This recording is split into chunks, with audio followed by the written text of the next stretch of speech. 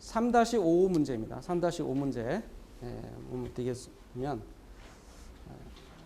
3-5 문제는 인텔리전트 빌딩 설계 시 정전기 장애의 발생 원인과 방지 대책에 대해서 설명하시오라는 거고요.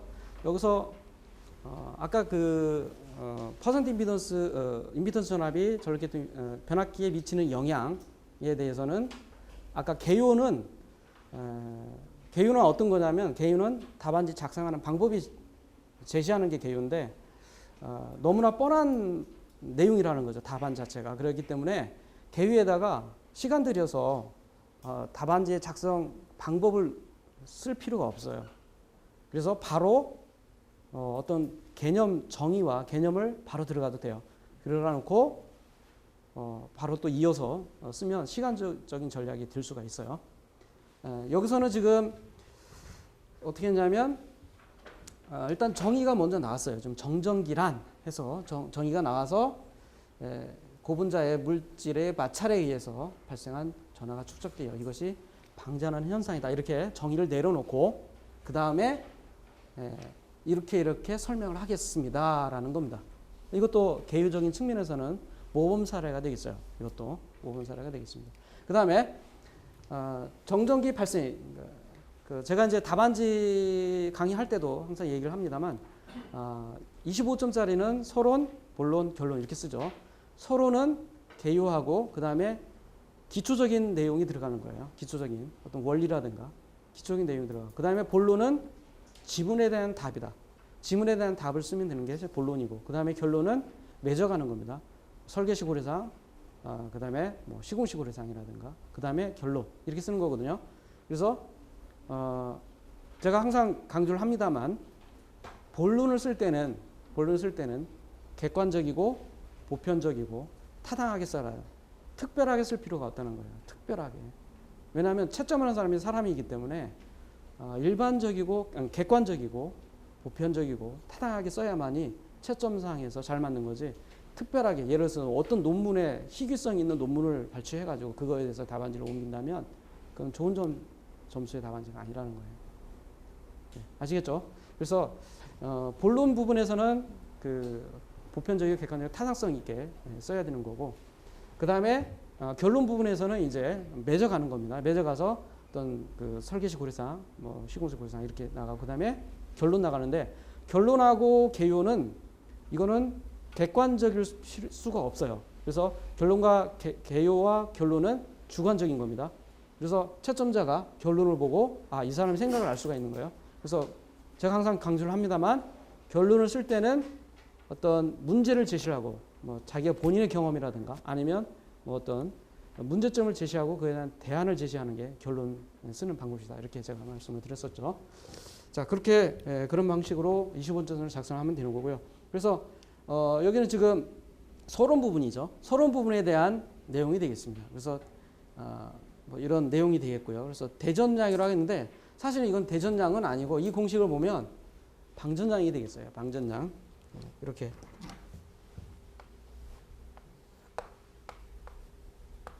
네, 그래서 이렇게 시간이죠. 방전하는 형태가 되겠어요. 그래서 그리고 이제 이게 시정수죠. 시정수가 되겠어요. 그래서 시정수라는 것은 뭐 이런 이 곡선이 급하게 가느냐 아니면 느슨하게 가느냐에 따라서 이거는 시정수가 큰 거고 시정수가 크죠. 얘는 시정수가 작죠. 작습니다. 자, 그리고 그 정전기에서 도전율과 관계가 있죠. 여기 지금 도전율과 관계가 있어요. 자, 그 다음에 대전입니다. 대전은 플러스 쪽에 그 음모 이렇게 이게 순서입니다. 높낮이 순서인데요. 이쪽이 플러스로 바뀌고 이쪽이 문지르게 되면 이쪽이 PVC 쪽 마이너스 쪽으로 바뀌게 되는 그런 형태가 되겠어요. 대전의 종류는 접촉, 마찰, 박리 이런 대전의 종류가 되겠습니다. 대전의 종류도 문제로 나왔었죠. 예전에 대전의 종류도 꼭 체크를 하셔서 꼭 정리를 꼭 하셔라 이런 말씀을 드리고 싶습니다. 자, 이거는 뭐냐면 여러분들이 정전기에 대해서 좀 또 이해를 좀 쉽게 하기 위해서 제가 좀 자료를 좀 조사를 했는데, 자, 이거는 왼쪽은 절연체입니다. 절연체의 에너지 밴드인데, 지금 이게 오른쪽이 어떤 원자라고 하면 최외곽의 전자가 그 도전성으로 컨덕션 밴드로 넘어가려면, 그러면 이제 이 전자가 뭘로 바뀌냐면 전도성을 띠는 거예요. 그러니까 절연체라 하더라도 이 전자가 이 밴드로 넘어가게 되면, 이쪽 밴드로, 컨덕션 밴드죠. 도전성 밴드로 넘어가면 절연체라 하더라도 얘는 자유전자를 띠게 되는 겁니다. 전류를 통할 수가 있는 거예요. 예. 그 다음에 이거는 도체입니다. 도체. 이거는 반도체인데 여기서 특이한 점이 있어요. 어떤 특이한 점이 있냐면, 도체 같은 경우에는 컨덕션 밴드하고 밸런스 밴드, 즉 최외곽의 전자의 밴드하고 오버랩이 돼 있어요. 여기 영문을 자세히 보시면 오버랩이라는 말이 여기 써 있는데, 그 오버랩 돼 있어서 돼 있고, 근데 이거 같은 경우는 오버랩이 안 돼 있고 또 멀리 떨어져 있어요. 그러다 보니까 절연체 같은 경우는 이 최외곽에 있는 전자가 건너뛰려면, 이게 지금 에너지 높낮이에요. 높낮이. 얘가 올라가려면 상당히 힘이 든다 이거죠.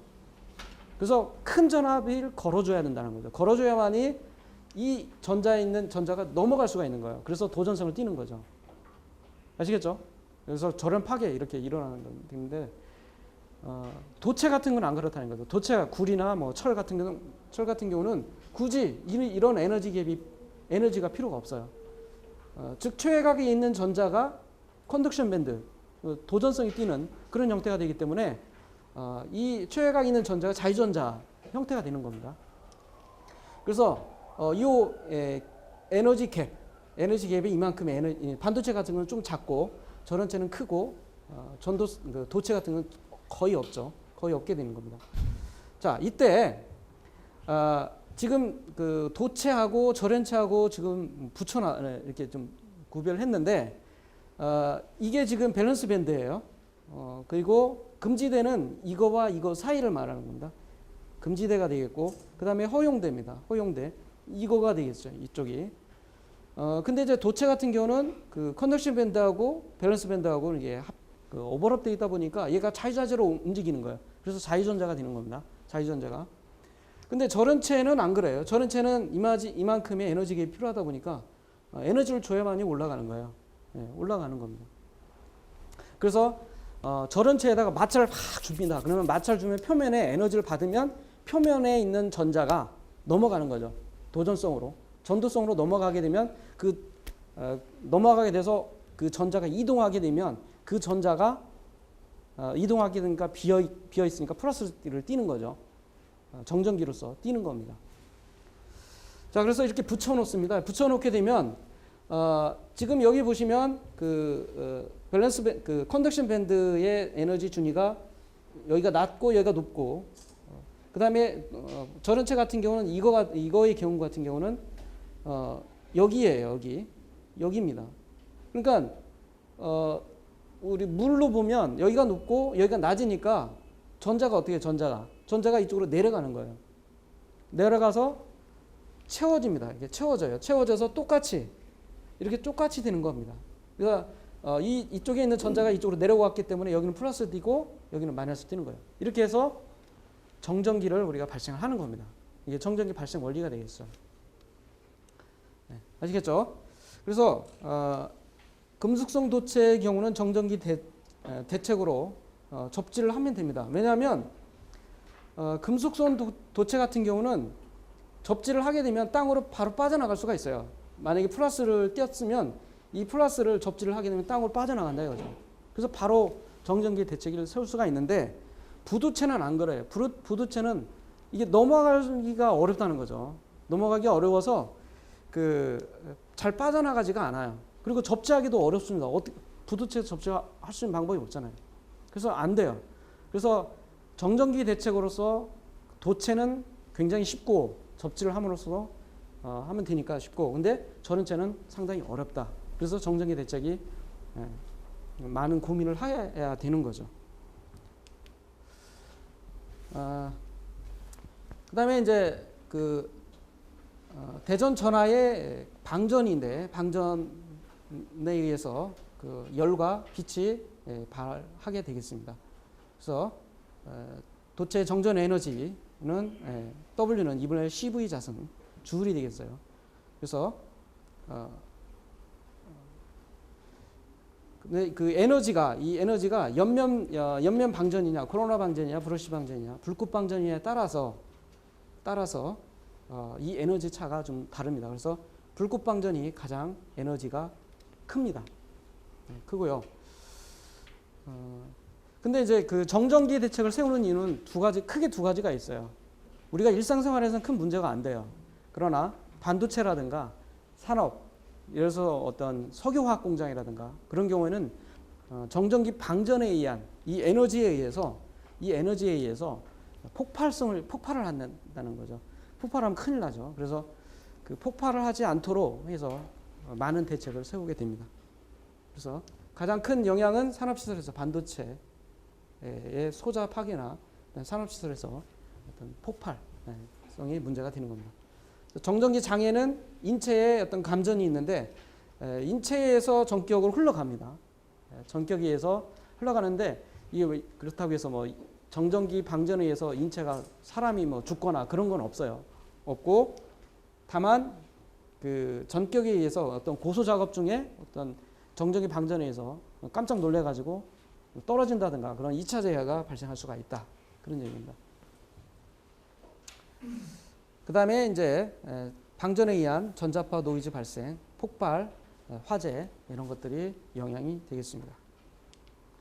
정전기 장애 대책이 있습니다. 정전기 장애 대책은 일단은 마찰을 적게 한다. 이게 이제 가장 뭐 좋은 대책이 되겠어요. 그래서 이동 운전 시 재전 대책을 실시하고 마찰이 적은 롤러나 벨트, 용기를 사용해서 마찰을 적게 하는 방법이 있고요. 그 다음에 정전기는 습도가 높으면 정전기 발생이 좀 줄어들어요. 발생이 잘 안 돼요. 안 되는데 지금 이게 이 내용이 되겠습니다. 그래서 여기서 보시면 뭐 잘 안 보입니다만, 이게 이제 습도고요.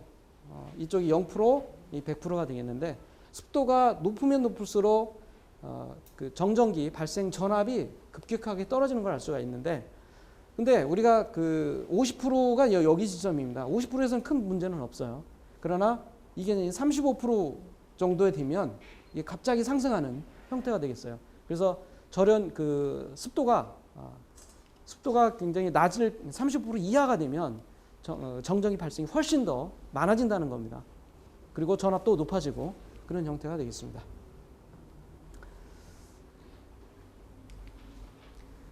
그다음에 가로가 습도였나요? 이게 습도예요. 이게 습도고 이게 이제 전압이 되겠어요. 자, 그다음에 발생된 정전기의 신속한 방전이 해야 되겠죠. 방전을 하면 그다음에 이제 그 정전화 착용하는데 이 정전화라는 거는 이겁니다. 정전화가 다른 게 아니고 도전성을 가지면 돼요. 도전성을 가져놓고 접지를 시키면 아까 도전성 있는 물체에다가 접지를 하면 정전기 대책을 쉽게 세울 수가 있다고 그랬죠. 그래서 도전성을 띠는 장화를 신는 겁니다. 신으면 그 장화에 의해서 혹시나 정전기가 발생을 했더라도 빠져나가는 거죠. 쉽게 빠져나갈 수가 있는 거죠. 그다음에 도전성 피복 마찬가지로 전도성 바닥에 의한 대책, 정전기 방지용 매트, 시트를 사용하게 됩니다. 액세스 플로어가 있어요. 우리 컴퓨터실 같으면 액세스 플로어를 설치하게 되는데 컴퓨터는 정전기에 영향을 받죠. 그래서 이때도 마찬가지로 액세스 플로어에서도 도전성을 갖는 도전성 타일을 설치를 해야 됩니다. 근데 KS 이거는 지금 자료가 없죠. 자료 없으니까 이거는 10의 9승 이하로 KSC, IEC 61340-5-1에 적용돼 있어. 이렇게 나와 있어요. 10의 9승 이하 오hm 정도면 된다. 너무 크지 않아요? 너무 크죠. 근데 제가 아까 그랬죠. 정전기 방전이 도전성이 큰 경우와 도전성이 작은 경우가 있었어요. 작은 경우는 도전성이 작은 경우는 저항이 크다는 거죠. 저항이 크면 천천히 빠져나가죠. 빠져나가긴 합니다. 그러나 천천히 빠져나가기 때문에 쇼크를 주는 게 좀 덜하죠. 그렇죠? 서지성으로. 그다음에 도전성이 크다. 그거는 방전을 하면 한꺼번에 싹 빠져나가기 때문에 짧은 시간 동안에 빠져나가기 때문에 서지성을 발전하죠. 그래서 굳이 그렇게 도전율을 크게 할 필요가 없다. 그런 얘기입니다. 그래서 이 정도만 해도 문제가 안 된다. 근데 이거 이상은 도전성으로 볼 수가 없어요. 그래서 접지를 하더라도 효과가 없는 거죠. 그래서 KS에서 10의 9승5음 이하로 하라고 이렇게 되어 있습니다. 물론 최소값은 정해져 있어요. 최소값은. 근데 최소값은 경우가 다양해서 제가 여기다 적지는 않았습니다. 근데 최소값도 10의 5승, 10의 뭐 7승 이렇습니다. 아시겠죠? 자, 그 다음에 그래서 이제 액세스 플로어에 설치하고 바닥에다 접지를 하면 이제 도전성을 띤 바닥에다가 접지를 하면 정전기로서 대책이 세워지는 거죠. 그 다음에 이제 접지와 본딩을 할 수가 있는 건데 파이프 플랜지라고 되어 있는데 파이프 플랜지는 이런 거죠. 파이프가 있어요.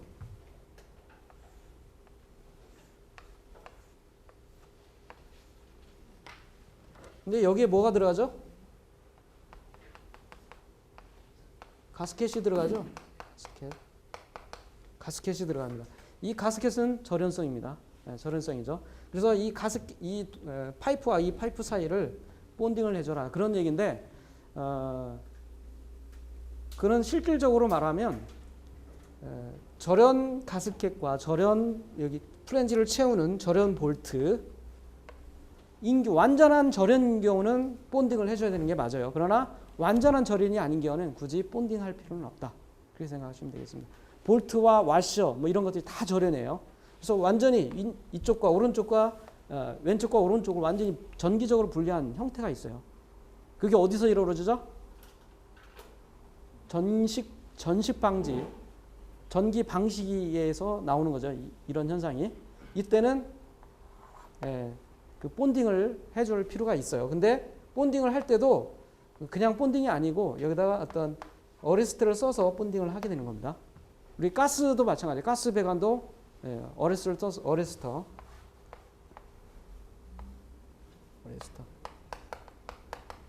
어레스트를 써서 본딩을 하게 되는 겁니다. 자, 그 다음에 이제 부도체에 대한 대전 방지를 통해서 우리가 정전 대책을 세울 수가 있어요. 그래서 환경 다습하다. 그런데 전사실 같은 경우는 습도를 60%로 하게 되면 문제가 돼요. 왜냐하면 전산기기에 문제가 된다. 전산기기 자체에. 그래서 습도를 45% 정도를 유지를 합니다. 45% 유지를 하고 40% 정도를 유지를 하고 그 이상 높이면 전산기기에 문제가 되기 때문에 이 정도면 유지를 하게 되겠습니다. 그래서 그 다음에 또 이제 정전기 대책으로서 전압 인가시, 자기 방전시, 방사선시 이렇게 정전기 대책을 세울 수가 있어요. 이거는 재전기라고 합니다.